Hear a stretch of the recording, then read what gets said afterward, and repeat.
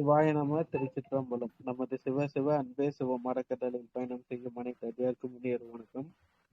இன்றைய சிறப்பு விருந்தினராக வந்திருக்கும் டாக்டர் கபிலன் சார் அவர்களை குருவின் சார்பாக வருக வருக என்று வரவேற்கிறேன்.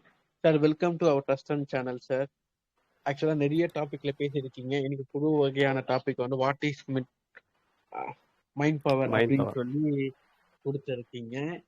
ஸோ வந்து அந்த டாபிக் ரிலேட்டடா நாங்க நிறைய விஷயத்த கத்துக்கிறோம்னு ஆசைப்படுறோம். Thank you so much. Thank you sir. So அனைவருக்கும் வணக்கம். மறுபடியும் அந்த மாதிரி ஒரு வாய்ப்பு கொடுத்ததுக்கு பாலகிருஷ்ண ஐயா அவர்களுக்கு மிக்க நன்றி. ஸோ இன்னைக்கு நம்மளுடைய தலைப்பு அப்படின்னு பார்த்தீங்கன்னா மனோசக்தி என்றால் என்ன. சரி, அந்த டாபிக் போகிறதுக்கு முன்னாடி ஒரு சில கேள்விகள் கேட்குறேன். நீங்களே யோசிச்சு பாருங்க. இப்போ உங்களை யாராவது வந்து விடிய காலில் எந்திரிக்கணும் அப்படின்னு நினைச்சு முயற்சி செஞ்சு அதை எந்திரிக்க முடியாம போயிருக்கா? அப்புறம் ஏதாவது ஒரு சில விஷயங்கள் ஒரு ஒரு ஒரு கோல் ஒன்று செட் பண்ணிட்டு அதுக்கப்புறமா ஓகே இதை நம்ம எப்படியாவது அச்சீவ் பண்ணணும், இன்னையிலேருந்து தொடர்ந்து நான் தியானம் பண்ணணும், இல்லை இன்னையிலேருந்து நான் தொடர்ந்து நான் எக்ஸசைஸ் பண்ணணும், யோகா பண்ணணும், இல்லை வாக்கிங் பண்ணணும். நாளையில மோஸ்ட்டாக இன்னையிலேருந்து யாருமே ஆரம்பிக்க மாட்டாங்க, நாளையிலேருந்து தான் சொல்லுவாங்க. ஸோ நாளையிலேருந்து எப்படியாவது நான் யோகா ஆரம்பிச்சிடணும், நாளையிலேருந்து எப்படியாவது நான் வாக்கிங் போக ஆரம்பிச்சிடணும். இது மாதிரி நிறைய விஷயங்கள் கண்டிப்பாக நீங்கள் யோசிச்சிருப்பீங்க.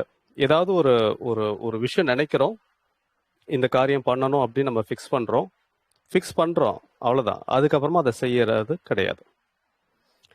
இந்த மாதிரி எந்தெந்த விஷயங்களுக்கெல்லாம் இது வரைக்கும் நீங்கள் ஃபிக்ஸ் பண்ணிட்டு இதை செய்யணும்னு நினச்சிட்டு செய்ய முடியாமல் போச்சு, இல்லாட்டி செய்யணும்னு நினச்சி செய்யறதுக்கு ரொம்ப சிரமப்பட்டீங்க அப்படின்றத யோசிச்சு பாருங்க ஃபர்ஸ்ட்.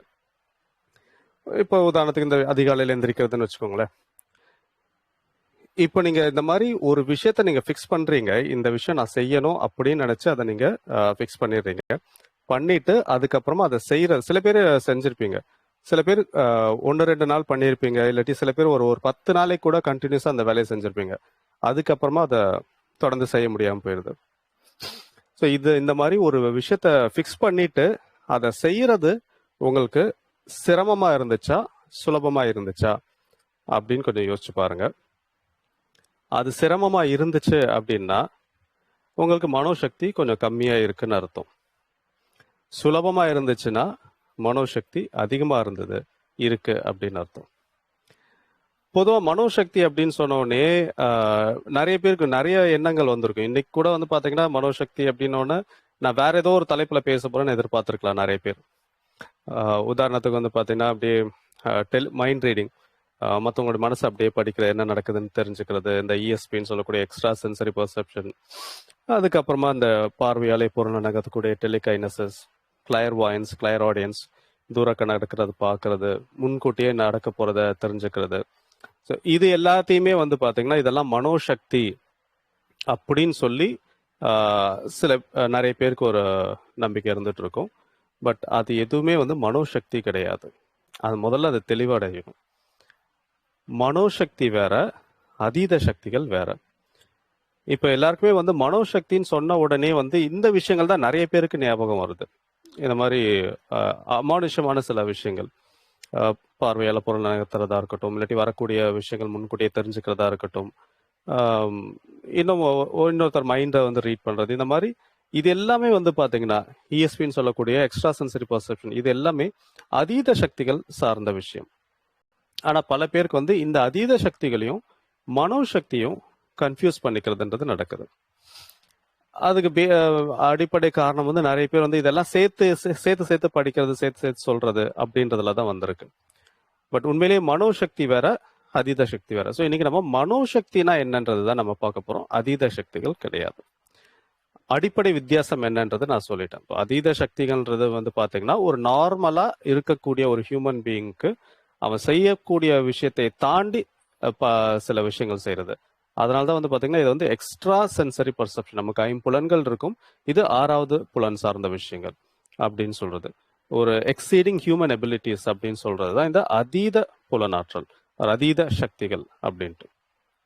சரி, அப்போ மனோசக்தினா என்ன அப்படின்னு பார்க்கும் பொழுது, இப்போ நமக்கு வந்து உடல் பலம் இருக்குன்னு வைங்களேன். ஒரு மனுஷனால ஒரு 50 கிலோ தூக்க முடியுது அப்படின்ற பொழுது அவனுக்கு வந்து அவன் ஒரு பலசாலி அப்படின்னு நம்ம சொல்லுவோம். இப்போ அதே மனிதனுக்கு ஒரு அவன் வந்து உடலால பலம் வாய்ந்த ஒரு மனிதன். இப்போ அவனுக்கு வந்து ஒரு பிரச்சனை வருது, இல்ல ஒரு அதிகமான சில வேலைகள் வருது, வேலை பளு இருக்கு. பிசிக்கலா அந்த பளு இல்லாம வேலை பளு அதிகமாக இருக்கு. அப்படின்ற போது அந்த பளுவை அவனால சுமக்க முடியாம அவன் டென்ஷன் ஆகிறான், ஸ்ட்ரெஸ் ஆகிறான், அழுகிறான், டிப்ரெஷன் ஸ்டேட்டுக்கு போயிடுறான். அப்படின்ற பொழுது அவனுக்கு மனோபலம் கம்மியாக இருக்கு அப்படின்றத நம்ம எடுத்துக்கலாம். உடல் பலம் அதிகமாக இருக்கு, ஆனா மனோபலம் கம்மியாக இருக்கு. இதுதான் வந்து பாத்தீங்கன்னா உடலுக்கு எப்படி வந்து நம்ம ஒரு பிசிக்கல் எனர்ஜின்னு சொல்றோமோ அது மாதிரி மனசுக்கான ஒரு சக்தி தான் மனோசக்தி அப்படின்றது. பிசிக்கல் பவர், மென்டல் பவர், இது ரெண்டுமே டோட்டலா வேற வேற. இப்போ இது வந்து அடிப்படை வித்தியாசம்ன்றது இதுதான். உடலுக்கான பலம், இது மனசுக்கான பலம் அப்படின்றது. இப்போ இதுல எது வந்து ரொம்ப முக்கியம் அப்படின்னு பார்க்கும்போது அடிப்படையில ரெண்டு விஷயமுமே வந்து நமக்கு தேவைதான். ஆனா உடல் பலத்தை விட மனோபலம் ரொம்ப ரொம்ப அவசியமாக இருக்கு. காரணம் என்ன அப்படின்னு பார்த்தீங்கன்னா, இப்போ ஒரு மனிதர், இப்போ நான் அதையும் சொன்ன மாதிரி, ஒரு நல்ல உடல் அளவுல ரொம்ப ஸ்ட்ராங்கா இருக்கிற ஒரு பர்சன் எந்த வேலை கொடுத்தாலும் ஈஸியா, கொஞ்சம் கூட டயர்டே ஆகாம நல்லா செஞ்சிடும். எவ்வளவு பெரிய வெயிட்டா இருந்தாலும் ரொம்ப ஈஸியா அசால்ட்டா தூக்கக்கூடிய ஒரு சக்தி படைத்த ஒருத்தர். அவருக்கு ஏதோ ஒரு சில ப்ராப்ளம்ஸ் வருது அப்படின்ற பொழுது, இது எக்ஸ்டர்னலா சில ப்ராப்ளம்ஸ் வருது அப்படின்ற பொழுது அதை அவரால் சமாளிக்க முடியல, அந்த ப்ராப்ளம் அவரால் சால்வ் பண்ண முடியல அப்படின்ற போது அவருக்கு வந்து மனோபலம் கம்மியாக இருக்குன்றத நம்ம எடுத்துக்கலாம். இப்போ ஒரு மனோபலம் அதிகமாக இருக்கிற ஒரு பர்சன், ஒரு மனோசக்தி அதிகமாக இருக்கு அப்படின்ற ஒருத்தருக்கு எவ்வளோ பெரிய பிரச்சனை, அவரால் வந்து ஃபிசிக்கலாக எதுவும் பெருசாக செய்ய முடியாது. ரொம்ப அதிகமாக ட்ராவல் பண்ணுறதோ இல்லாட்டி அதிகமாக உடல் உழைப்பு சார்ந்த விஷயங்கள் எதுவும் பண்ண முடியாது. ஆனால் மனம் சார்ந்த விஷயங்கள் எதுவாக இருந்தாலும் அவரால் செய்ய முடியுது. சிந்தனைக்கு வேலை கொடுக்கக்கூடிய எந்த ஒரு விஷயம், மூளைக்கு வேலை கொடுக்கக்கூடிய எந்த ஒரு விஷயத்தையும் அவரால் செய்ய முடியுது அப்படின்ற போது அவர் அந்த விஷயத்தை பொறுத்த வரைக்கும் அவர் ஜெயிக்கிறார். இப்ப ஏன் இது வந்து மனோபலம் ரொம்ப முக்கியம் அப்படின்னா, உடல் பலம், அதாவது உடல் பலம் கொண்ட ஒரு பர்சன் வந்து அவருக்கு வந்து மனம் சார்ந்த ஏதாவது ஒரு பிரச்சனைகள் வரும் பொழுது ஈஸியா தோண்டிடுவார். ஒரு உடல் பலம் மட்டுமே இருக்கக்கூடிய ஒரு நபரை சுலபமா தோக்கடிச்சிட முடியும் மனோபலம் இல்லைன்னா. ஆனா ஒரு மனோபலம் இருக்கக்கூடிய ஒரு பர்சன், ஒரு மனோசக்தி கொண்ட ஒரு மனிதன், எவ்வளவு பெரிய ஒரு சிச்சுவேஷன்ஸ் மாறினாலும் சரி, இல்லை எவ்வளோ ஒரு பிரச்சனைகள் ஏற்பட்டாலுமே சரி, ரொம்ப ஸ்ட்ராங்கா நின்று அதை அவரால் ஃபேஸ் பண்ண முடியும். ரெண்டு பலமும் அவசியம்தான், உடல் பலமும் மனோபலமும் அவசியம்தான். ஆனா உடல் பலத்தை விட ஒரு படி மனோபலம்ன்றது அவசியமாக இருக்கு. ஒரு நல்ல ஆரோக்கியமான ஒரு நபர், கம்ப்ளீட்டா ரொம்ப ஹெல்த்தியா இருக்காரு, அவருக்கு மைண்ட் ரிலேட்டடா ஏதாவது ஒரு ப்ராப்ளம் வந்துச்சு அப்படின்னு பாத்தீங்கன்னா இமீடியட்டா வந்து அவர் பிசிக்கலாவும் வீக் ஆயிடுவார். ப்ராப்ளம் என்னமோ மைண்ட்ல தான், மனசுல தான் ஒரு பிரச்சனை வருது. ஆனா அந்த மனசுல பிரச்சனை வந்த உடனே அவர் பிசிக்கலாவும் வீக் ஆயிடுறாரு. இன்னும் சில பேருக்கு வந்து பாத்தீங்கன்னா பிசிக்கலா ரொம்ப வீக்கா தான் இருப்பாங்க, இல்ல உடல் வியாதிகள் கூட இருக்கும், ஏதாவது பிரச்சனைகள், உடல்ல ஏதாவது பிரச்சனைகள் இருக்கிற மாதிரி சில நபர் கூட இருப்பாங்க. ஆனா அவங்களுக்கு வந்து பாத்தீங்கன்னா மனோபலம் மட்டும் ஜாஸ்தியா இருந்துச்சுன்னா எப்படியாவது அந்த பிசிக்கல் ப்ராப்ளம்ல இருந்து வெளியில வந்துடுவாங்க. நீங்களே நிறைய பேர் கேள்விப்பட்டிருக்கலாம், ரொம்ப உடம்பு சரியில்லாதவங்க அவருடைய வெறும் மனோபலத்தை மட்டுமே வச்சு எனக்கு சரியாயிடும், எல்லாம் பார்த்துப்பான், எல்லாம் சரியாயிடும் அப்படின்ற ஒரு நம்பிக்கை, அந்த நம்பிக்கையே வந்து அவங்கள வந்து குணப்படுத்திடுது. அப்ப இந்த இடத்துல வந்து மனோபல மட்டுமே வந்து உடல் பலத்தையும் சேர்த்து தாங்குது அப்படின்றது தான் கவனிக்க வேண்டிய ஒரு விஷயம். அதனால உடல் பலமா மனோபலமான்னு போக ரெண்டுமே அவசியமாக இருந்தாலும் உடல் பலத்தை விட ஒரு படி மேல மனோபலம் இருக்கு. அப்போ மனோபலத்துக்கு அதிகமான கவனம் செலுத்த வேண்டியது அவசியம். இப்போ உதாரணத்துக்கு வந்து பாத்தீங்க அப்படின்னா, என்னோட one of my hypnosis master, அவர் வந்து ஒரு உதாரணம் ஒன்று சொல்லியிருந்தாரு. அவர் பண்ண ஒரு எக்ஸ்பெரிமெண்ட் யூஎஸ்ல அவர் வந்து ஒரு எக்ஸ்பெரிமெண்ட் பண்ணாரு. இது வந்து ஆல்ரெடி சைக்கலாஜிக்கல் எக்ஸ்பெரிமெண்ட்ஸ்ல நிறைய பண்ணியிருந்த ஒரு எக்ஸ்பெரிமெண்ட் தான் இவர் ரீக்ரியேட் பண்ணியிருப்பார். என்னன்னா, ஒரு கார்பரேட் ஒரு ஆஃபீஸ் இதுக்கு அவர் ட்ரைனிங் கொடுக்க போயிருந்தாரு. அப்போ வந்து ஒரு கண்டினியூஸ் ப்ராசஸ், அது அடுத்தடுத்த நாட்கள் பண்ணக்கூடியது. அதில் வந்து முன்கூட்டியே வந்து மைண்ட் எந்த அளவுக்கு வந்து நம்ம பாடியை இன்ஃப்ளூயன்ஸ் பண்ணுது அப்படின்றத எக்ஸ்பெரிமெண்ட் பண்ணுறதுக்காக ஒரு சப்ஜெக்ட் தேர்ந்தெடுக்கிறாங்க, அதாவது ஒரு நபரை தேர்ந்தெடுக்கிறாங்க. அந்த நபருக்கு வந்து அடுத்த நாள் அந்த நபர் தான் டெஸ்ட் சப்ஜெக்ட், அடுத்த நாள் அவரை வச்சு தான் எக்ஸ்பெரிமெண்ட் இருக்கு. ஆனால் அது அவருக்கு தெரியாது, அவர்கிட்ட அது சொல்லலை. அவரை தவிர மற்ற எல்லாருக்குமே வந்து விஷயம் தெரியும். இப்போ அடுத்த நாள் வருது, அவர் என்னென்ன இன்ஸ்ட்ரக்ஷன்றது முன்னாடியே முன்கூட்டியே எல்லாருக்கிட்டையும் அவர் சொல்லிட்டாரு. என்ன அப்படின்னா, அடுத்த நாள் அந்த நபர் ஆஃபீஸ்குள்ளார வரும்பொழுது ஃபர்ஸ்ட் வந்து பார்த்தீங்கன்னா வெளியிலேயே வந்து முதல்ல ஒரு நண்பர் எதிர்க்க வராரு. வரும்பொழுது அவர் நல்ல ஜாலியாக சிரிச்சுட்டு உள்ள வராரு, அந்த டெஸ்ட் சப்ஜெக்ட், அந்த பர்சன்.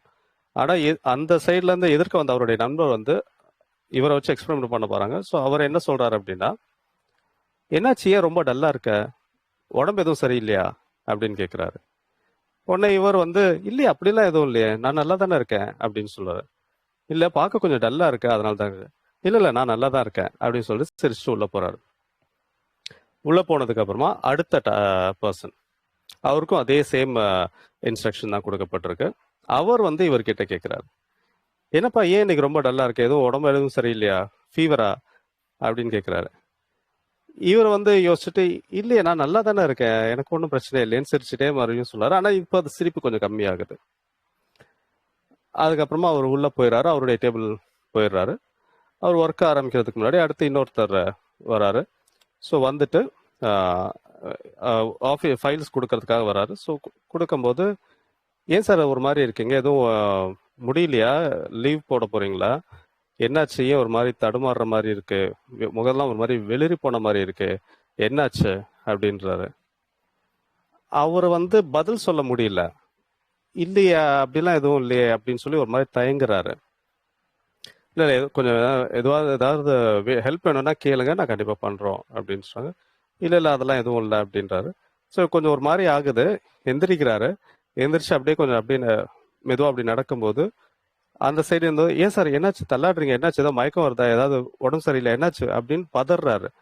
இவர் பதறத பார்த்தோன்னா அவருக்கு ரொம்ப ஒரு மாதிரி ஆயிடுச்சு. இல்லை, எனக்கு ஒரு மாதிரி இருக்கு, ஒரு மாதிரி டயர்டா இருக்கு, தலை சுத்துற மாதிரி இருக்கு, எனக்கு முடியல, நான் லீவ் போட்டுறேன் அப்படின்னு சொல்லிட்டு அவர் கிளம்புறாரு.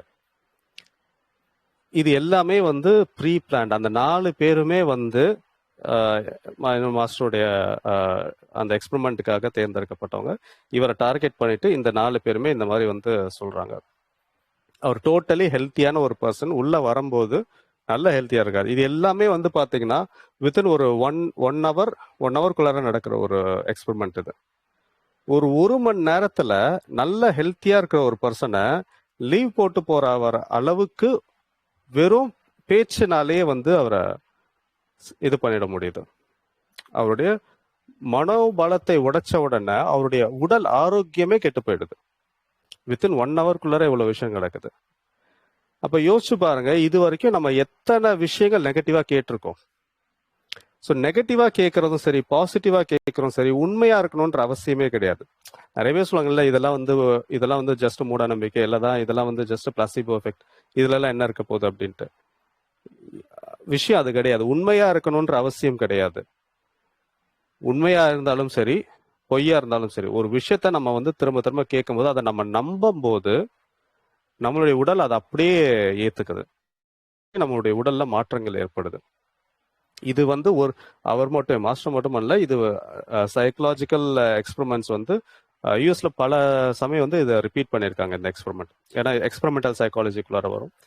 ஸோ ஒரு எக்ஸ்பெரிமெண்ட்டை ரிப்பீட் பண்ணும்போது சேம் ரிசல்ட் கொடுக்குதான்றதை செக் பண்ணணும் அதுக்காக. ஸோ இது ஒவ்வொரு தடவையும் சேம் ரிசல்ட்டை கொடுத்துச்சு.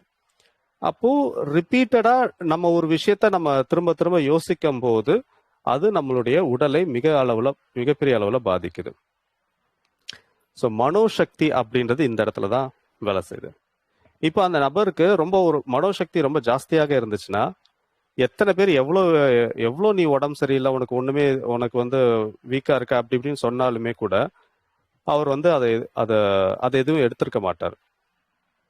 நார்மலாவே எல்லாருக்குமே வந்து பாத்தீங்கன்னா இந்த மனோசக்தி அப்படின்றது வந்து ட்ரெயின் பண்ண மட்டும்தான் அதிகரிக்கும்.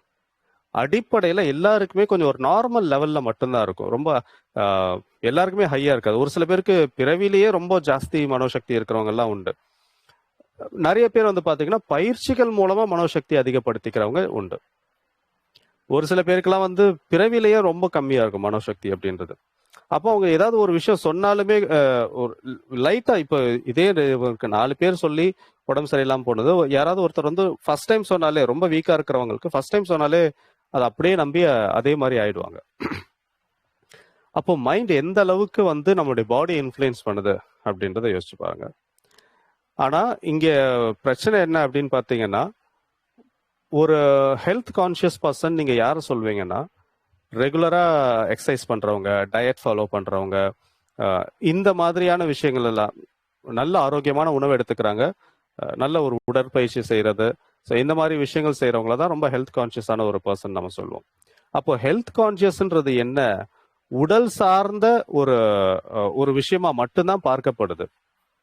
எக்ஸசைஸ் பண்றான், நல்லா டயட் ஃபாலோ பண்றான், ஸோ கெட்ட பழக்கங்கள் எதுவும் இல்லை. அப்போ உடலை நல்லா பார்த்துக்கிட்டா அவங்க ஹெல்த் கான்சியஸ் பர்சன் அப்படின்னு நம்ம சொல்றோம். பட் உண்மையிலேயே வந்து அப்படி இருக்கிறது ரொம்ப பெரிய தவறு. ஹெல்த் கான்சியஸ் அப்படின்னா உடல் மனம் ரெண்டுத்துக்கும் வந்து நம்ம பயிற்சி கொடுக்கணும், ரெண்டுத்தையும் வந்து பராமரிக்கணும். நம்ம உடம்ப மட்டும் பார்த்துக்கிட்டே இருந்தோம் அப்படின்னா, மைண்டுக்கு வந்து நம்ம பார்க்கலன்னா சின்ன ஒரு விஷயம் கூட நம்மளை டோட்டலா உடைச்சிடும். ஒரு 6 மாசம் நல்ல டயட் ஃபாலோ பண்ணி பக்காவா உடம்ப குறைச்சிட்டு மைண்ட் வீக்கா இருந்துச்சுன்னா வித்தின் 1 மந்த்ல அந்த வெயிட் மறுபடியும் கெயின் ஆயிடும். ஸோ அதே மாதிரி ஒரு பல வருஷமா வந்து நீங்க ஒரு சில பயிற்சிகள்லாம் செஞ்சு உங்க உடம்பு நல்ல ஆரோக்கியமா வச்சிருக்கீங்க. ஆனா மைண்ட் வீக்கா இருந்தது அப்படின்னா பல வருஷ பயிற்சி 1 மாசத்துலயே காலி ஆயிடும். அப்போ மைண்டு தான் ரொம்ப ரொம்ப முக்கியம். மனோசக்திக்கு அதிக பலம் இருக்கு, எல்லாத்தையுமே மாற்றக்கூடியது. இப்போ இந்த மனோசக்தி, இப்போ ஹெல்த் கான்சியஸ்ன்ற போது மனோசக்திக்கு அதிகமாக நம்ம கவனம் செலுத்த வேண்டியது காரணம் என்ன அப்படின்னு பார்த்தீங்கன்னா, மனோசக்தி அதிகமாக இருக்கும்போது நம்மளுடைய என்டையர் லைஃபே சேஞ்ச் ஆகும். இப்போ நான் சொன்ன மாதிரி மனோசக்தி நல்லா இருக்கும்போது, அதிகமாக இருக்கும்போது ஆரோக்கியம் நல்லா இருக்கும். ஆரோக்கியத்துக்கு ரொம்ப ரொம்ப அவசியமானது இந்த மனோசக்தி அப்படின்றது தான். இப்போ அகைன் நான் பேசும்போது பிளசிபோ எஃபெக்ட் அப்படின்றத சொல்லியிருந்தேன். இந்த பிளசிபோ எஃபெக்ட் அப்படின்றது வந்து பார்த்தீங்கன்னா ஒரு ரொம்ப இன்ட்ரெஸ்டிங்கான ஒரு எக்ஸ்பெரிமெண்ட் தான். ஒரு இடத்துல வந்து பார்த்தீங்கன்னா ஒரு எக்ஸ்பெரிமெண்ட்டுக்காக பண்ணுற ஒரு விஷயம். ஒரு ஒரு ஹாஸ்பிட்டலில் வந்து பார்த்தீங்கன்னா தலைவலின்னு சொல்லிட்டு வரக்கூடிய ஒரு செட் ஆஃப் பீப்புள், அவங்கள வந்து 2 குரூப்பாக பிரிக்கிறாங்க. அதில் முதல் குரூப்புக்கு வந்து தலைவலி மாத்திரை கொடுக்குறாங்க. தலைவலி மாத்திரை கொடுத்துட்டு அவங்கள வந்து அப்சர்வேஷனில் வைக்கிறாங்க. இன்னும் கொஞ்ச நேரம் அப்சர்வேஷனில் இருக்கணும்னு சொல்லிட்டு ஒரு செட் ஆஃப் முதல் குரூப் ஏக்கு வந்து தலைவலி மாத்திரை கொடுத்து அவங்கள அப்சர்வேஷனில் வைக்கிறாங்க. 2வது செட் ஆஃப் பீப்புள், அவங்களுக்கு வந்து பார்த்தீங்கன்னா பிளசிபோ பில் அப்படின்னு சொல்லி ஒன்று கொடுக்குறாங்க. இந்த பிளசிபோ பில் அப்படின்றது வந்து பார்த்தீங்கன்னா இட்ஸ் சுகர் பில்ஸ்ன்னு சொல்லுவாங்க. எம்டி ஆக்சுவலாக அதில் வந்து மெடிசன் இருக்காது, எதுவுமே கிடையாது. ஸோ இப்போ இந்த பிளசிபோ பில் அப்படின்றது வந்து இட்ஸ் எம்டி, ஒன்றுமே கிடையாது. அதை வந்து இந்த மாத்திரையை கொடுத்து இது வந்து தலைவலி சரியா போயிடும் அப்படின்னு சொல்லி அந்த டாக்டர் கொடுக்குறாரு. அந்த எம்டி கேப்சூல் எடுத்தவங்களும் அப்சர்வேஷன்ல வைக்கப்படுறாங்க. கொஞ்ச நேரம் கழிச்சு இப்போ இந்த தலைவலி மாத்திரை எடுத்தவங்கள போய் பார்க்கும்போது தலைவலி சரியா போயிருக்கு. அது வந்து ஆப்வியஸ் ரீசன். அப்போ மாத்திரையே எடுக்காதவங்க, அதாவது ஜஸ்ட் எம்டி கேப்சூல் மட்டும் எடுத்தவங்களுக்கு கண்டிப்பா அந்த இடத்துல வந்து தலைவலி சரியா போயிருக்க கூடாது, ஏன்னா அவங்க வந்து மருந்து எடுக்கல. அப்ப அவங்கள போய் அப்சர்வ் பண்ணும்போது பார்த்தா அவங்களுக்கும் தலைவலி சரியா போயிருக்கு. மருந்து எடுத்தவங்களுக்கு சரியா போச்சு, அதுல ஒரு லாஜிக் இருக்கு. மருந்தே எடுக்காதவங்களுக்கு எப்படி சரியா போச்சு? அந்த இடத்துலதான் நம்ம கவனிக்க வேண்டிய ஒரு விஷயம் என்னன்னா, அவங்கள பொறுத்த வரைக்கும் நம்ம தலைவலிக்கு டாக்டர் கிட்ட வந்திருக்கோம், டாக்டர் ஒரு மாத்திரை கொடுத்துருக்காரு, இந்த மாத்திரை போட்டா சரியாயிடும், அந்த மாத்திரையை நான் போட்டேன், அந்த மாத்திரை என்ன சரி பண்ணிடும் அப்படின்ற அவங்களுடைய நம்பிக்கை தான் அவங்களுடைய தலைவலியை சரியாக்கி இருக்கு. இதுதான் பிளசிபோ எஃபெக்ட் அப்படின்னு சொல்லி சொல்லுவாங்க. இது வந்து ஜஸ்ட் இந்த ஒரு தடவை நடந்த எக்ஸ்பெரிமெண்ட் கிடையாது. இதுக்கப்புறமா இது பல தடவை ரிப்பீட்டடா நடந்துகிட்டு இன்ன வரைக்கும் இந்த பிளசிபோ எஃபெக்டுக்கான எக்ஸ்பெரிமெண்ட் தொடர்ந்து நடந்துட்டு இருக்கு. ஒவ்வொரு தடவையும் வந்து சேம் ரிசல்ட் இருக்கு. ஒரு தடவையுமே வந்து பாத்தீங்கன்னா பிளசிபோ, இப்ப நிறைய மெடிசன்ஸே வந்து testing against the placebo effect, placebo எஃபெக்டை விட அதிகமான ரிசல்ட் கொடுக்குதான்றது தான் வந்து மேஜரான ஒரு செக்கப்பாகவே வைக்கிறாங்க. ஏன்னா இப்போ பிளசிபோ எஃபெக்ட் வந்து ஸ்டாண்டர்டா ஆயிடுச்சு, அது ஒரு ஸ்டாண்டர்ட். ஏன்னா எந்த மருந்துமே எடுக்கலைனாலும் மருந்து எடுத்துட்டோன்ற அந்த நம்பிக்கையிலேயே அவங்களுக்கு சரியாயிடுதுன்றது விஞ்ஞானபூர்வமா நிரூபிக்கப்பட்ட ஒரு விஷயம் தான். அப்போ நம்முடைய மனசுக்கு எந்த அளவுக்கு ஒரு சக்தி இருக்குன்னு பாருங்க. இது மாத்திரம் மட்டும் இல்ல, பிளசிபோ ஆபரேஷன் வரைக்கும் கூட நடந்திருக்கு.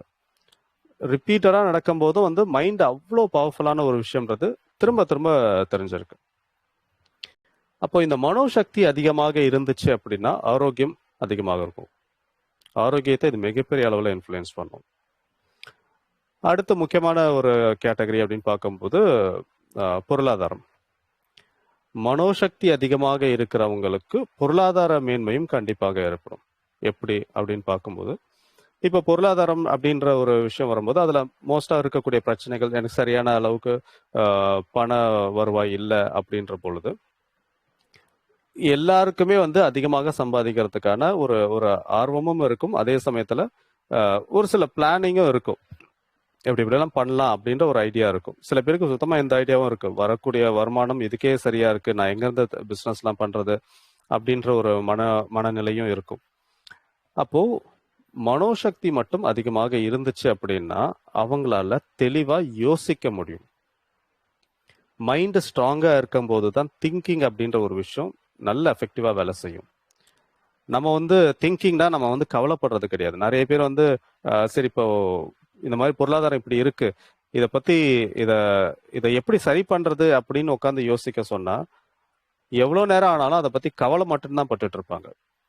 நமக்கு பொருளாதாரம் இப்படி இருக்கேன் இப்படி இருக்கேன் இப்படி இருக்கேன்னு சொல்லி கவலை மட்டும்தான் பட்டுட்டு இருப்பாங்களே தவிர அதை சரி பண்றதுக்கான சொல்யூஷனை நோக்கி யோசிக்கிறதே கிடையாது. நிறைய பேர் மக்களுக்கு இப்போ நிறைய யோசிக்கிறது எப்படி, சிந்திக்கிறது எப்படின்றதே தெரியறதில்ல. சிந்திக்கிறதுக்கு பதிலாக கவலை மட்டும்தான் பட்டுட்டு இருப்பாங்க. அப்போ அந்த கவலைப்பட்டு அது இன்னும் அந்த பிரச்சனை இன்னும் பெருசாதான் இருக்குமே தவிர சொல்யூஷன் கிடைக்கவே கிடைக்காது. இதே மனோசக்தி அதிகமாக இருக்கக்கூடிய ஒரு நபரால தெளிவா யோசிக்க முடியும்.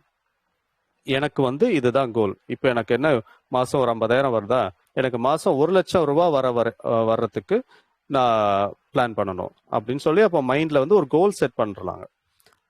மந்த்லி ஒரு 1 lakh வர்றதுக்காக ஒரு கோல் செட் பண்ணி அந்த கோல் அச்சீவ் பண்றதுக்காக பிளானிங். அப்போ அந்த பிளானிங்ல பாத்தீங்கன்னா சரி என்னென்ன ஆப்ஷன்ஸ் இருக்கு. இப்போதைக்கு நமக்கு மாச சம்பளம் 50,000 வருது. ஒன்று சம்பளம் உயர்றதுக்கு ஏற்றபடி நம்ம ஏதாவது வேலை செய்யணும், இல்லாட்டி other source of income, additional income, side அசல்னு சொல்ல மாதிரி இது மாதிரி ஏதாவது செஞ்சு ஒரு 1,00,000 வர்றதுக்கு செய்யலாம்.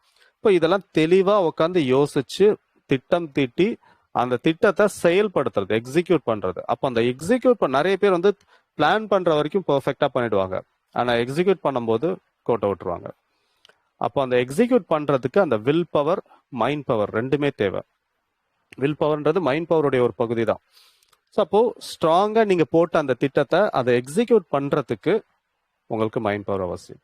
எக்ஸிக்யூட் பண்ணதுக்கு அப்புறமா அது என்ன மாதிரியான ரிசல்ட் கொடுக்குது, அது எல்லா டைமுமே வேலை செய்யும் சொல்ல முடியாது. நிறைய தடவை ஃபெயிலியர் ஆகிறதுக்கு வாய்ப்பு இருக்கு. அப்போ ஒரு தோல்வி அடைஞ்ச உடனே மனசு தளர்ந்து போய் அவ்வளவுதான், எனக்கு இதெல்லாம் செட்டே ஆகாது, காலம் முழுக்க இந்த ஒரு வருமானத்திலேயே நம்ம ஓட்டிடுவோம் அப்படின்ட்டு திருப்பி வந்துருவாங்க. ஆனா மனோசக்தி அதிகமாக இருந்துச்சுன்னா எத்தனை முறை தோல்வி அடைஞ்சாலும் திரும்ப திரும்ப முயற்சி பண்ணக்கூடிய அந்த பலம் அவங்களுக்கு இருக்கும். அப்ப அடுத்த தடவை அதே விஷயத்த செய்யணுன்றதில்ல, கொஞ்சம் மாத்தி யோசிக்கலாம். கொஞ்சம் மாத்தி யோசிச்சு ஓகே நம்ம இதெல்லாம் மோஸ்டா நம்ம எல்லாமே ரொம்ப பர்ஃபெக்டா இருப்போம்னு நினைப்போம். பட் ஆனா நிறைய தவறுகள் நடக்கும். நம்ம என்ன மிஸ்டேக் பண்ணிருக்கோன்றத நம்ம கவனிச்சு பார்த்தோம்னாலே அதை கரெக்ட் பண்ணிட முடியும். நமக்கு நம்மளுடைய மிஸ்டேக்ஸ் தெரியவே மாட்டேங்குது. பிரச்சனை அதுதான். இப்போ இந்த பிளான் ஃபெயிலியர் ஆயிடுச்சு அப்படின்ற போது அடுத்த பிளான் போடும்போது ஏற்கனவே போட்ட பிளான் ஏன் ஃபெயிலியர் ஆச்சு அதை ப்ராப்பர் அனலைஸ் பண்ணி அதுக்கப்புறம் புதுசா ஒரு பிளான் போடுறது. அதுவும் ஃபெயில் ஆயிடுச்சுன்னா அடுத்து வேற ஒரு பிளான். ஒவ்வொரு there are no failures, only feedback அப்படின்னு சொல்றது தான். ஒவ்வொரு தோல்வியுமே நமக்கு ஏதாவது ஒரு வகையில ஒரு பாடத்தை கற்றுக் கொடுத்துட்டே இருக்கும். அந்த பாடத்தை கத்துக்கிட்டு அடுத்த திட்டத்தை தீட்டுறதுக்கு அதை தயார் பண்ணி வைக்கணும். அந்த தோல்வியை நம்ம எடுத்துக்கிட்டு ஐயோ மனசுக்கு எடுத்துட்டு ஐயோ இப்படி ஆயிடுச்சு இப்படி ஆயிடுச்சுன்னு தோண்டு போய் உட்காந்துட்டோம்னா அதுக்கப்புறமா கடைசி வரைக்கும் வெற்றியை பார்க்கவே முடியாது. இதெல்லாம் செய்யறதுக்கு மனோசக்தி அதிகம் தேவை. மனோசக்தி இல்லாத ஒரு நபரால இது செய்யவே முடியாது. அப்போ இது மாதிரி செய்யும் பொழுது உங்களுக்கு பொருளாதாரம் அப்படின்றது அதிகரிக்கும். தெளிவா யோசிச்சு உங்களால அதை செய்ய முடியுது, கரெக்டா திட்டங்கள் தீட்டி அதுக்கு ஏற்றபடி வேலைகள் செய்யறது, இது எல்லாமே பாத்தீங்கன்னா மனோசக்தி அடிப்படையா வச்சதுதான். இதுக்கு வந்து மனோசக்தி கண்டிப்பா தேவைப்படும். இப்போ பொருளாதாரம் அது அடுத்த இது பார்த்தீங்க அப்படின்னா உங்களுக்கு உறவுகள், ஒரு ரிலேஷன்ஷிப் இஷ்யூ அப்படின்ற போது அந்த இடத்துலயும் வந்து பாத்தீங்கன்னா மோஸ்டா இந்த ரிலேஷன்ஷிப் ப்ராப்ளம் எதனால வருது அப்படின்னு பார்த்தா எமோஷன்ஸ்னால. நம்மளுடைய எமோஷன்ஸை நம்மளால சரியா ஹேண்டில் பண்ண முடியாததுனால பிரச்சனைகள் வருது. தேவையில்லாத இடத்துல அதிகமாக பேசிடுறோம், அதிகமாக நம்மளுடைய கோபத்தை காட்டிடுறோம், இல்ல நம்மளுடைய ஏதாவது ஒரு எமோஷன்ஸ்னால அந்த இடத்துல ஒரு உறவுகள்ல விரிசல் ஏற்படுறது. மனோசக்தி அதிகமாக இருக்கக்கூடிய ஒரு நபரால தன்னுடைய எமோஷன்ஸை தன்னுடைய கண்ட்ரோல்ல வச்சுக்க முடியும். எமோஷன்ஸை கண்ட்ரோல் பண்ண முடியாதவங்களால லைஃப்ல எந்த விஷயத்திலும் பெருசா சாதிக்கவே முடியாது. எமோஷனல் இன்டெலிஜென்ஸ் அதுதான் சொல்லுவாங்க.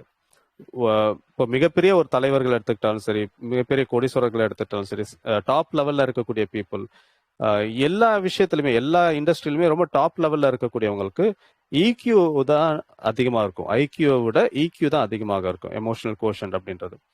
அது அவங்களுடைய அந்த உணர்வுகள் உணர்ச்சிகளை வந்து கட்டுப்படுத்தக்கூடிய அந்த ஒரு பலம், அந்த சக்தி அவங்க கிட்ட அதிகமாக இருக்கிறதுனால தான் அவங்களால வெற்றி அடைய முடியுது அப்படின்ட்டு.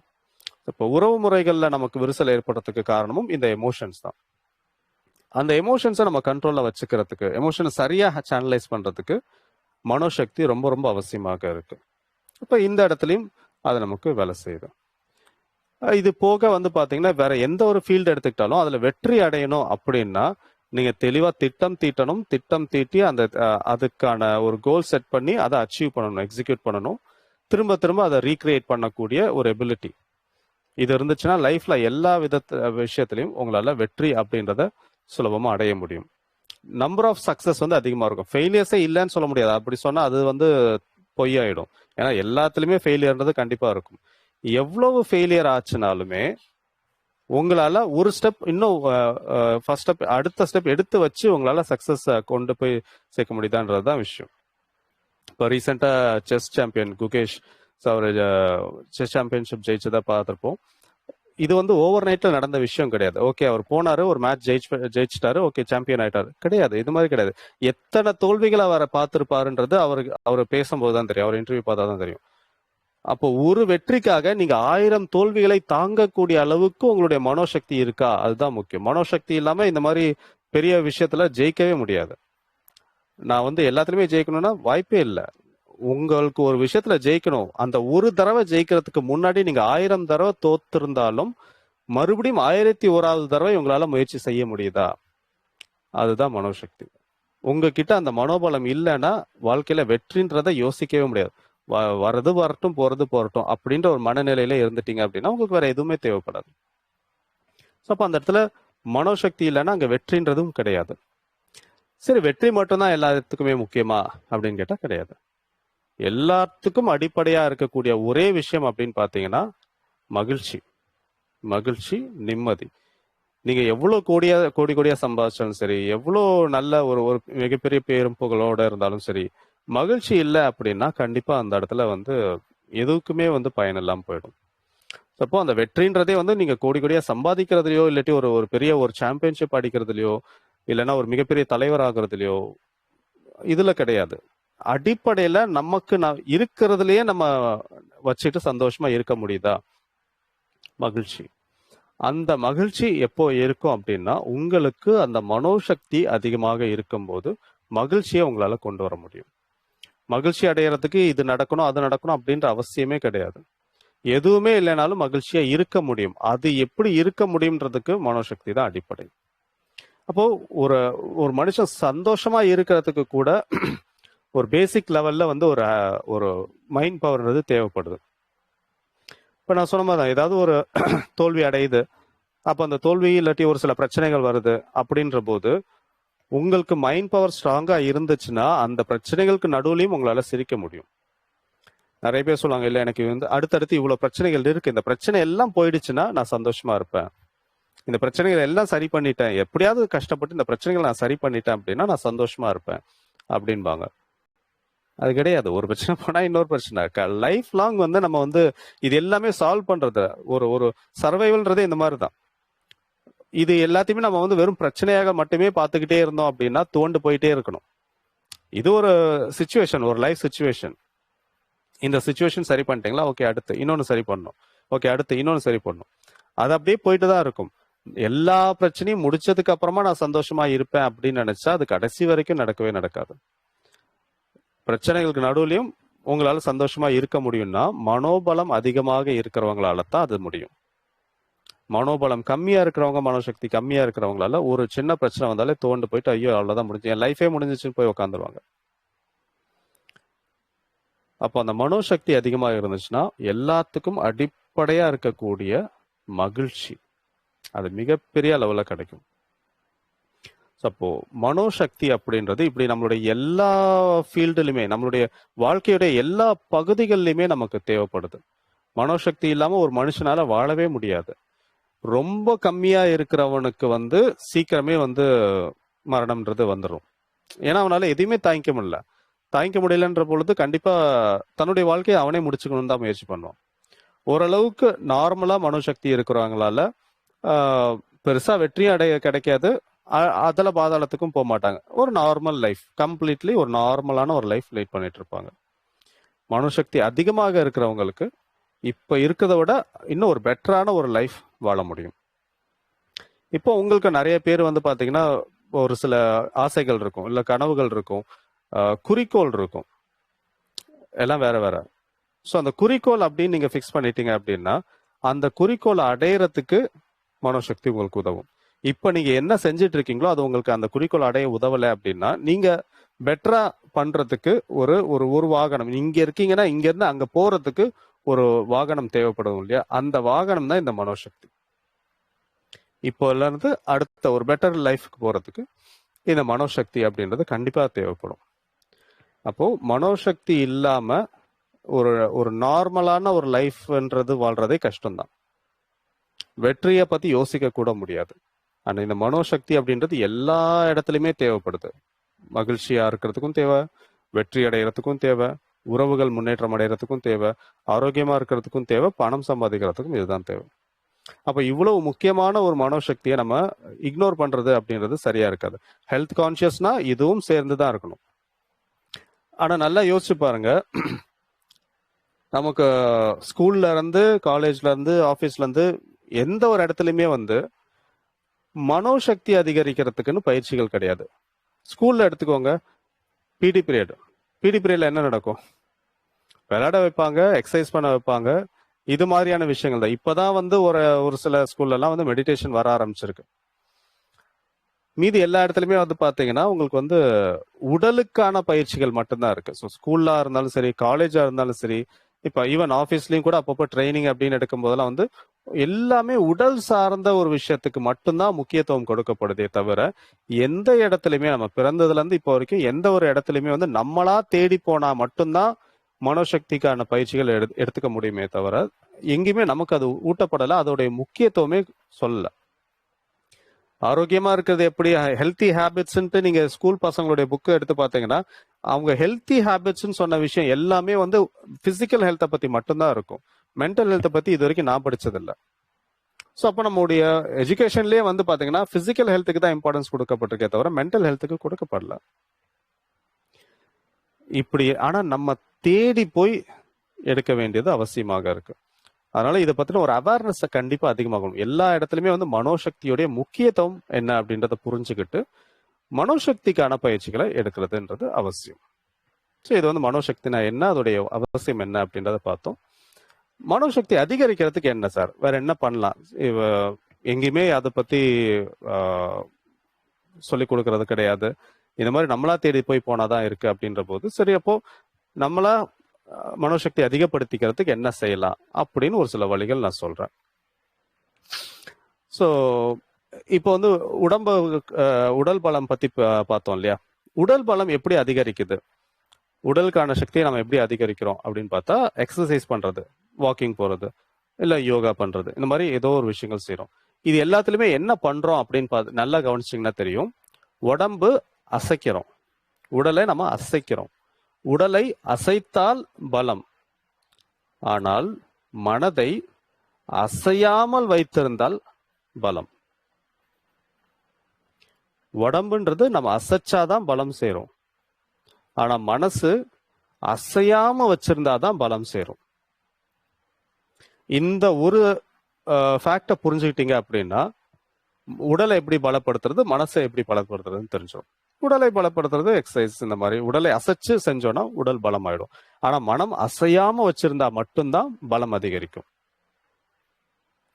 ஸோ அப்போ அசையாம வச்சிருக்கிறது அப்படின்னா என்ன அப்படின்னு பார்க்கும்போது அதுல வரக்கூடிய ரொம்ப முக்கியமான ஒரு பயிற்சி தான் தியானம். தியானம் செய்யும் பொழுது மனம் அசையாம ஒரு நிலையில இருக்கும். அப்ப அந்த அசையாம ஒரு நிலையில இருக்கும்போது மனோபலம் அதிகரிக்கும். எவ்வளவுக்கு எவ்வளவு அதிகமான நேரத்தை தியானத்துல செலவழிக்கிறீங்களோ அவ்வளவுக்கு அவ்வளவு உங்களுடைய மனோபலம் அதிகரிக்கும், மனோசக்தி அதிகரிக்கும். அதுவும் முறையா தியானம் கத்துக்கிட்டு அதுக்கப்புறம் தொடர்ந்து நீங்க பயிற்சி பண்ணும்போது கண்டிப்பா மனோசக்தின்றது அதிகரிக்கும். இது ஒரு வழி. இன்னொரு வழி என்ன அப்படின்னு பாத்தீங்கன்னா, இந்த பிராக்டிக்கலான ஒரு மெத்தட் அப்படின்னா, தேவையில்லாம ஓவர் திங்க் பண்றதை ஸ்டாப் பண்ணணும்.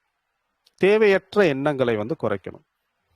ஏன்னா தேவையற்ற எண்ணங்கள், இந்த ஓவர் திங்கிங்கிறது நடக்கும்போது நமக்கு கண்டினியூஸா வேலை நடந்துகிட்டே இருக்கு.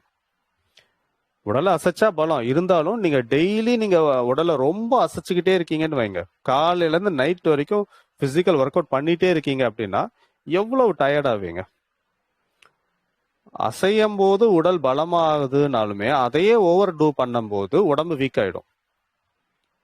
வாக்கிங் போனா உடம்புக்கு நல்லது. காலையில இருந்து நைட் வரைக்கும் வாக் பண்ணி பாருங்க, எவ்வளவு டயர்ட் ஆவீங்க. உடம்பு ரொம்ப பலவீனம் ஆயிடுது. பிசிக்கலா பண்றதுக்கே இவ்வளோன்னா இப்போ யோசிச்சு பாருங்க, காலையில இருந்து நைட் வரைக்கும் எவ்வளவு சிந்திக்கிறீங்க, எவ்வளவு தாட்ஸ் ஓடிக்கிட்டே இருக்கு. அது மனம் அசைஞ்சுக்கிட்டே இருக்கு. அதை ஓட ஓட ஒவ்வொரு எண்ணங்களும் ஓட ஓட நீங்க வீக் ஆகிக்கிட்டே வரீங்க. எந்த அளவுக்கு அதிகமாக சிந்திக்கிறீங்களோ அந்த அளவுக்கு மனோபலம் குறைஞ்சுக்கிட்டே வரும். ஸோ அப்போ அந்த ஓவர் திங்கிங்கை அவாய்ட் பண்ணணும். ஓவர் திங்கிங்கை அவாய்ட் பண்ணணுன்றது கிடையாது. திங்கிங்கிறது ஒரு டூல், ஒரு கருவி. அதை நீங்க சரியா பயன்படுத்தணும். இப்போ கையில ஒரு சுத்தியல் இருக்கு அப்படின்னா அந்த சுத்தியலை எங்க பயன்படுத்துவீங்க? ஒரு ஆணி அடிக்கிறதுக்கு, இல்லை ஏதாவது ஒரு விஷயம் சரி பண்றதுக்கு அதை வச்சு பயன்படுத்தி அதை வேலையை முடிப்பீங்க. வேலையை முடிச்சுட்டு சுத்தியில தூக்கி கீழே வைப்பீங்களா, இல்ல தலையில தூக்கி வச்சு சுத்திட்டு இருப்பீங்களா? வேலை முடிஞ்சதுன்னா அந்த கருவியை தூக்கி நம்ம ஓரமா வச்சிடுறோம். சிந்தனையும் அதே மாதிரிதான். ஒரு பிரச்சனை இருக்கு, இப்போ உங்களுக்கு ஒரு இந்த ஃபினான்ஷியல் ப்ராப்ளம் இல்லாட்டி வேற ஏதோ ஒரு ப்ராப்ளம் இருக்குன்னா அந்த ப்ராப்ளமை சரி பண்றதுக்கு திங்கிங்கை யூஸ் பண்ணணும். யூஸ் பண்ணி அதை ப்ராப்ளமை சரி பண்ணணும். சரி பண்ணியாச்சா அந்த திங்கிங்கை தூக்கி ஓரமா வச்சிடணும். இதுக்கப்புறமா நீங்க திங்க் பண்ணீங்கன்னா அதுதான் ஓவர் திங்கிங். ஒரு வேலை முடியறதுக்காக நீங்க திங்க் பண்ணீங்கன்னா அது கரெக்டான ஒரு திங்கிங் ப்ராசஸ். அந்த வேலையே முடிய விடாத அளவுக்கு திங்கிங் போச்சு அப்படின்னா ஓவர் திங்கிங். இல்ல வேலை முடிஞ்சதுக்கு அப்புறமும் திங்கிங் போச்சுனாலும் ஓவர் திங்கிங். ஓகே, இந்த இதை முடிச்சிருச்சு, இப்ப அடுத்து என்ன பிரச்சனை, அடுத்து என்ன செய்ய போறோம், அடுத்து அப்படின்னு வர்றதுக்கு முன்னாடியே அதை பத்தி யோசிக்கிறது. we suffer more in imagination than in reality. உண்மையை விட நம்ம கற்பனையில தான் அதிகமா கஷ்டப்படுறோம். உண்மையிலேயே கூட அந்த அளவு கஷ்டம் இருக்கிறது இல்லை. நமக்கு உண்மையிலேயே ஒரு 10% கஷ்டம் இருக்கு அப்படின்னா நம்ம அதை 90% கற்பனை பண்ணி கஷ்டப்படுறோம். ஒரு 10 கிலோவுக்கு பதிலாக 90 கிலோ தூக்கினா எப்படி இருக்கும்? ஆனா நீங்க உண்மையிலே 10 கிலோ தான் தூக்கணும். 90 கிலோவை நீங்க தூக்குறீங்க. இந்த 10 கிலோன்றது உண்மையான பிரச்சனை, 90 கிலோன்றது உங்களுடைய கற்பனை. ஏன் இந்த கற்பனை? இதுதான் ஓவர் திங்கிங். தேவையில்லாம ரொம்ப யோசிக்கிறது. தேவையான விஷயத்த யோசிச்சுட்டு உடனே அதை வச்சுட்டீங்கன்னா வேலை முடிஞ்சது. தேவையில்லாம ரொம்ப யோசிக்கும் போது உங்களுடைய மனோபலம் குறையும், மனோசக்தி குறையும். ஸோ இந்த ஓவர் திங்கிங்கை நீங்க கம்ப்ளீட்டா ஸ்டாப் பண்ணணும். அடுத்து பாத்தீங்கன்னா சின்ன சின்ன விஷயத்துக்கெல்லாம் கோல் செட் பண்ணி அதை அச்சீவ் பண்ணுங்க. இப்போ காலைல சீக்கிரம் எழுந்திரிக்கிறது, இல்லாட்டி ஏதாவது இன்னைக்கு நான் ஒரு 10 நாளைக்கு தொடர்ந்து நான் ஒரு பக்கமாவது நான் படிப்பேன் அப்படின்ட்டு, இல்லாட்டி இவ்வளவு தூரம் இன்னைக்கு நான் வாக்கிங் போவேன், இல்லாட்டி இந்த விஷயத்த நான் செய்வேன். ஒரு கோல் செட் பண்ணுங்க. சின்னதா செட் பண்ணிக்கோங்க, ரொம்ப பெருசா பண்ண வேணாம். சின்னதா ஒரு கோல் செட் பண்ணிட்டு அதை உடனே அச்சீவ் பண்ற மாதிரியா இருக்கணும். இன்னைக்கோ நாளைக்கோ 2 நாளைக்குள்ளார அச்சீவ் பண்ற மாதிரியான ஒரு கோல் செட் பண்ணி அதை அச்சீவ் பண்ணுங்க. இது மாதிரி எவ்ரிடே தொடர்ந்து நீங்க ஒரு சின்னதா கோல் செட் பண்ணி அச்சீவ் பண்ணிட்டே இருந்தீங்கன்னா உங்களுடைய மனோபலம் அதிகரிக்கும். அப்போ உங்களுடைய பிரெயினை பொறுத்த வரைக்கும் அதை என்ன பார்க்கும்னா, சின்னது பெருசெல்லாம் விஷயம் இல்லை. நீங்க ஒரு விஷயத்த ஃபிக்ஸ் பண்ணீங்கன்னா அதை அச்சீவ் பண்ணிடுவீங்க அப்படின்றத திரும்ப திரும்ப உங்க மனசுக்கு நீங்க சொல்லிக்கிட்டே இருக்கீங்க. அது திரும்ப திரும்ப அது கேட்டுச்சுன்னா அடுத்து நீங்க பெரிய விஷயமா நீங்க ஃபிக்ஸ் பண்ணும்போது அதை அச்சீவ் பண்ணிடும். ஸோ மனோசக்திக்கு இது ஒரு ஷார்ட்கட், ஒரு பெரிய ஒரு சீக்ரெட். இது இந்த முறைகள் நீங்க ஃபாலோ பண்ணீங்க அப்படின்னா கண்டிப்பா உங்களுடைய மனோசக்தி அதிகரிக்கும். எல்லாத்தையும் ஃபாலோ பண்ணிட்டு எப்படி இருந்துச்சுன்னு ஃபீட்பேக் சொல்லுங்க. ஸோ மனோசக்தினா என்ன, அது அதோடைய இம்பார்ட்டன்ஸ் என்ன, அது எந்தெந்த இடத்துல எல்லாம் நமக்கு பயன் தருது, அந்த மனோசக்தி எப்படி அதிகரிக்கிறது, இது எல்லாமே இன்னைக்கு நம்ம பார்த்தோம். கண்டிப்பா இது உங்களுக்கு யூஸ்ஃபுல்லா இருந்திருக்கும்னு நினைக்கிறேன். நன்றி, வணக்கம்.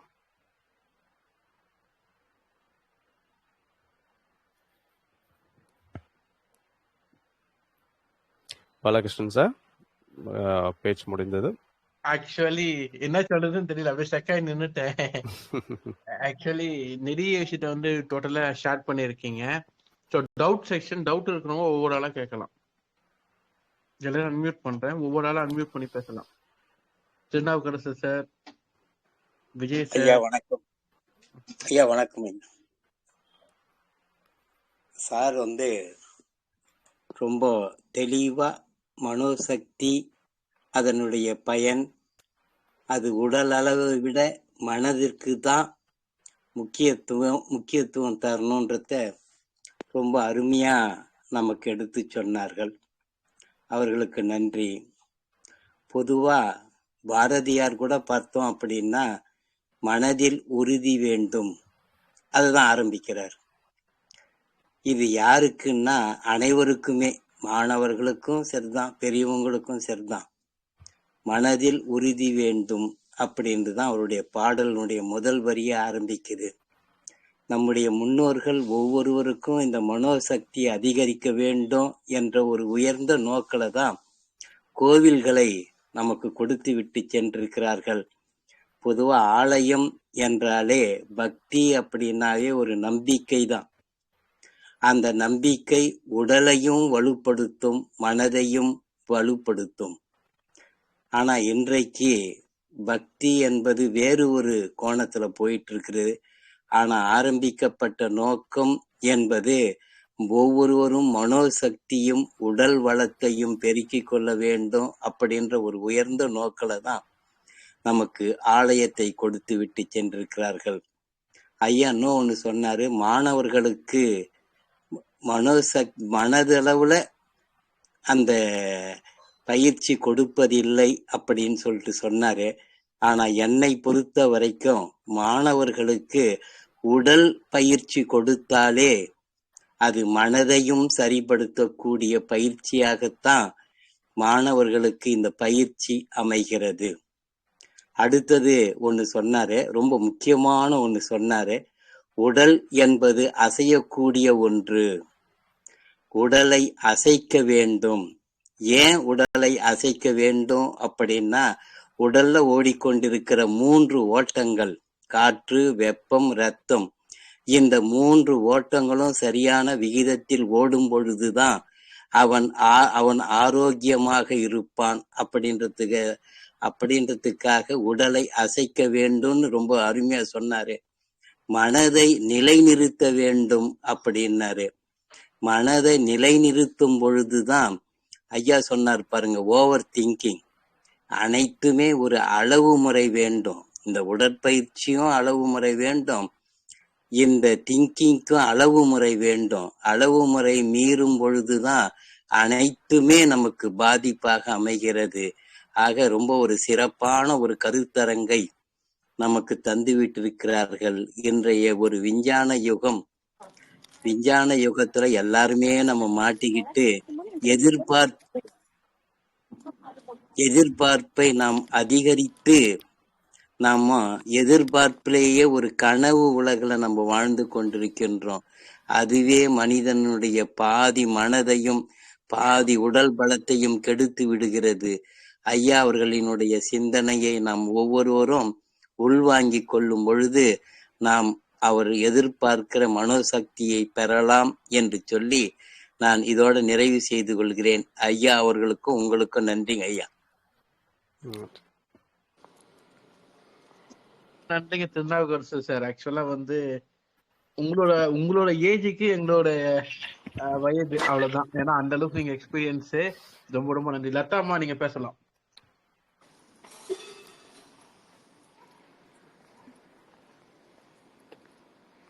லதா செந்தில் மேடம் அன்மியூட் பண்ணிருக்கீங்க. வேற என்ன டவுட் இருக்கா? இல்ல, நல்லா இருந்தது ஷீலா ஸ்பீச், மேடம். நல்லா இருந்தது ஸ்பீச். கேட்க நல்லா இருந்து. இன்னும் கூட கொஞ்சம் பேச மாட்டாரான்னு தோணுச்சு. அந்த அளவுக்கு நல்லா இருக்கு. தேங்க்யூ. தேங்க்யூ. வணக்கம் சார். வணக்கம் சார். நான் ஷீலா வணக்கம் மேடம். பேசுறேன். ரொம்ப தெளிவா பேசுனீங்க சார். மனோசக்தி வேற, அதீத சக்தி வேற. ஃபர்ஸ்ட் அது என்ன டிஃப்ரென்ஸ்ன்னு சொல்லிட்டு சொன்னீங்க. ஸோ அதுவும் ரொம்ப தெளிவா இருந்தது. தென் என்னதான் உடல் பலமா இருந்தாலும் மனோபலம் ரொம்ப முக்கியம் அப்படின்னு சொன்னீங்க. ஸோ மனசு வந்து ரொம்ப நல்லா இருந்தது அப்படின்னா உடலும் ஃபிசிக்கல் பாடியும் ரொம்ப ஸ்ட்ராங்காக இருக்கும் அப்படின்னு எல்லாமே ரொம்ப அழகாக டிஃப்ரென்ஷியேட் பண்ணி காமிச்சிருக்கீங்க. ரொம்ப தெளிவாக இருந்தது சார். ரொம்ப நல்லா இருந்தது. பக்கத்தில் என்னுடைய சன்னையும் வச்சு தான் இது கேட்க சொன்னேன். ஸோ அவனும் கொஞ்சம் டிப்ரெஷனில் இருக்கான். ஸ்பீக்கரில் வச்சு அவனையும் கேட்க சொன்னேன். ஸோ அவனுக்குமே எல்லாம் புரியுது.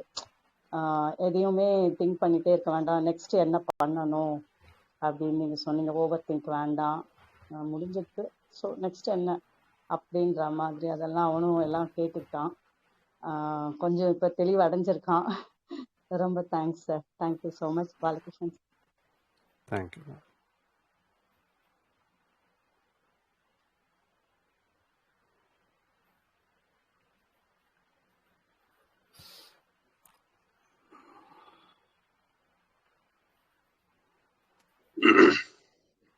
வேற என்ன டவுட் இருக்குங்களா sir? Sir good evening sir. Sir நல்லா இருக்கீங்களா சார்? நல்லா இருக்கேன் சார். சொல்லுங்க சார். அருமையா இருந்தது சார் கிளாஸ். நான் ஏதோ மனோசக்தின்னு என்ன பழைய வேற ஏதாவது சொல்லுவோம், எனக்கு அதை பத்தி தெரியாதுங்க. மெடிடேஷன்ல தான் க்ரோத் ஆகும் ஆல்ரெடி சொல்லியிருந்தீங்க, மறந்துட்டேன். பட் அருமையா இருந்தது சார் இன்னைக்கு கேட்டதுல சார். அப்புறம் நம்ம குரூப்ல மெசேஜஸ் வருதுங்க சார் கம்யூனிட்டியில. உங்களுடைய குரூப்ல என்னன்னா அந்த 7 வீக் கிளாஸ் ஒன்று இருக்கு சார். அது வந்து டைரக்டா லைவா சார்? அதுவும் ஆன்லைன் கோர்ஸ் மாதிரி தானா சார்? இல்ல அந்த இப்போதைக்கு ஆன்லைன் கோர்ஸ் தான் பிளான் பண்ணியிருக்கேன். அதுவும் அட்வான்ஸ்டு லைவ் இருக்கலாம். அதுக்கும் இந்த மெடிடேஷன் கோர்ஸ்னு சொல்லி அந்த இது டவுன்லோட் பண்ண சொன்னீங்களா சார்? 3000. அதுவும் இது ஒரே மாதிரியாங்க சார்? இல்ல அது வேற இது வேற சார். இது வேற அது வேற sir. Okay sir. Okay sir. இந்த 7 வீக் ப்ரோக்ராம் கிளாஸோட ஃபீ ஸ்ட்ரக்சரும் அப்படியே இன்ஃபார்ம் பண்ணீங்கன்னா சார், மேபி இந்த மந்த் இல்லாட்டி நெக்ஸ்ட் மந்த் ஜாயின் பண்ணிடலாம். Okay sir. அதுல கம்யூனிட்டிலே உங்களுக்கு மெசேஜ் வரும்ல sir? Okay sir. Thank you sir. எதா இருந்தாலும் ஃபீ ஸ்ட்ரக்சரோட அப்ளை பண்ணிட்டீங்கன்னா நெக்ஸ்ட் மந்த் அதை ட்ரை பண்ணி ஏதாவது வந்துருவோம் sir. Okay sir. Thank you sir. Thank you Mani sir. Anbu AK sir. Actually என்னோட லைஃப் ஹிஸ்டரியை பார்த்த மாதிரி இருந்தது.